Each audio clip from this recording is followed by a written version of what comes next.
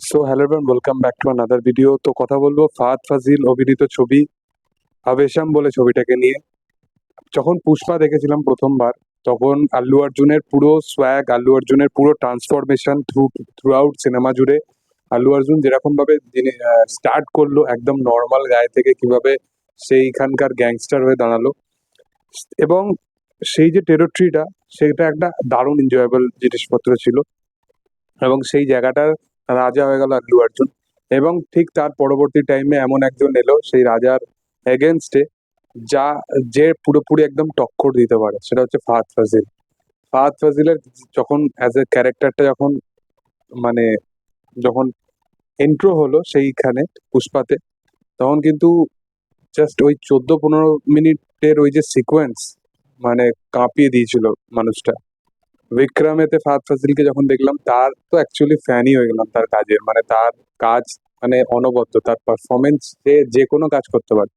কিন্তু এইরকম কমেডি করতে পারে, এরকম মাস এলিমেন্টস দিতে পারে, তো সেটা জানা ছিল না। সেটাও আজকে দেখে নিলাম আবেশাম বলে ছবিটাকে নিয়ে। তো প্রথমত আমি মালায়ালাম ছবি নিয়ে যদি কথা বলি, তো ব্রহ্মাইয়গম বলে একটা ছবি এই কদিন আগে এসেছিল। সেখানে ক্লাস তাদের কি এবং থ্রিল কি কাকে দেখানো হয়, হরর ভাইব কাকে দিতে হয়, সেটা তারা দেখিয়েছে। তারপরে প্রেমালু এলো, রোমান্টিক ছবি কিভাবে কম বাজেটের মধ্যে বানাতে হয় সেটা তারা দেখালো, সব থেকে বড় এক্সাম্পল।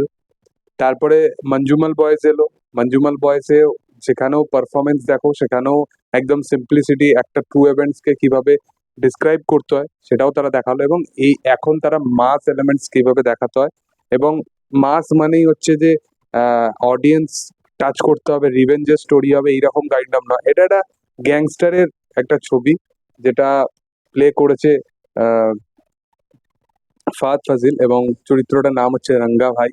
তো এই চরিত্রটার ব্যাপারে জানতে হলে, এবং এই রঙ্গা কিভাবে কলেজ স্টুডেন্টদের হেল্প করছে, কলেজ স্টুডেন্ট মানে এই কলেজের 3জন ছেলেকে কিভাবে হেল্প করছে এবং কিভাবে এরা তার বন্ধু হয়ে দাঁড়াচ্ছে, এর বেশি জানতে হলে তোমাদেরকে সিনেমাটা দেখতে হবে। এই সিনেমাটা ফুললি এন্টারটেনমেন্ট সিনেমা, এবং খুবই খারাপ একটা জিনিস লাগে যে এই রকম কাইন্ড অফ সিনেমা কেন প্যান ইন্ডিয়াতে রিলিজ করা হয় না। এই সিনেমা এখানে খুব কম সংখ্যক সিনেমা হলে তাদের নিজেদের ভাষায় রিলিজ করা হয়। সেই কারণবশত আমি তো মানে প্রথমত মালায়ালাম ভাষা কিছুই বুঝবো না, সাবটাইটেল থাকলেও তাদের যে ভাষা, আমি ওইভাবে সিনেমা দেখতে ওই ওই যে ওই ব্যাপারটা আমি মানে ডাইজেস্ট করতে পারি না যতক্ষণ না আমি জিনিসটাকে ঠিকঠাক। তার থেকে আমি ওয়েট করে যাব, পরে দেখবো, সেটাও ঠিক আছে। তো ওই ব্যাপারটার জন্য আমি সিনেমাগুলো দেখতে যাই না। তো ফাইনালি সিনেমাটা দেখতে পেলাম। এবং এই সিনেমাটা একটা কথা বলি, এটা একটা ফুললি এন্টারটেনমেন্ট মাস মেটেরিয়ালে ভরপুর একটা সিনেমা, যেখানে কমেডি, ট্র্যাজেডি এবং এন্টারটেনমেন্ট, মাস অ্যাপেল, অ্যাকশন সিকোয়েন্স, প্রত্যেকটা জিনিস এখানে থাকবে। এবং ফাহাদ ফাজিলের সোয়াগ, তার পারফরমেন্স এখানে কি, এবং যে 3টে ছেলেকে দেখাবে তাদের পারফরমেন্স কি, তাদের মধ্যে ইকুয়েশন কি, তাদের সাথে ফাহাদ ফাজিলের ইকুয়েশন কি, কেমিস্ট্রি ব্যাপকভাবে দেখানো হয়েছে। এখানে পার্টিকুলার এক একটা অ্যাকশন সিকোয়েন্স এতটা ড্রামাটিক ওয়েতে দেখানো হয়েছে, যেগুলো দেখতে দারুণ লাগে। যেমন একটা জায়গায় থাকবে যেখানে রিভেঞ্জ নিতে যাবে ফাহাদ ফাজিল।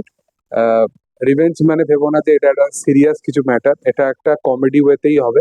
তো তারা রিভেঞ্জ নিতে যাবে, এবং রিভেঞ্জটা যখন নিতে যাবে, তখন মাঝে মাঝে না জিনিসপত্রগুলোকে স্লো মোশনে দেখাচ্ছে, মাঝে মাঝে মানে একটা পার্টিকুলার সিকোয়েন্সকে না অনেক কিছু ভ্যারাইটিস এর মধ্যে তারা ডেলিভার করেছে, তো যেটা দেখতে ব্যাপক লাগছে।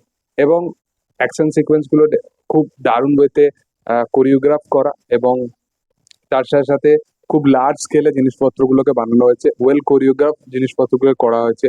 এবং পার্টিকুলারলি সিমিলারলি যদি স্টোরিটাও দেখো, এখানে 3টে ছেলে, তাদের দিকটাও দেখানো হয়েছে। শুধুমাত্র এটা ফাহাদ ফাজিলের ছবি না, তাদের কি পার্সপেক্টিভ, তাদের যে মানে এই যে র্যাগিং এর কালচারটা, সেটা কিভাবে হচ্ছে না হচ্ছে, এই সমস্ত কিছু জিনিসপত্রগুলো কিন্তু ইকুয়ালি ধরা আছে। এবং ছবির সব থেকে যেটা প্লাস পয়েন্ট, এই ছবিতে কিন্তু কমেডি এলিমেন্টসে ভরপুর, এবং ছবিটা স্কেল ওয়াইজ এতটা বড়, যেটা আমি এক্সপেকটেশন রাখিনি।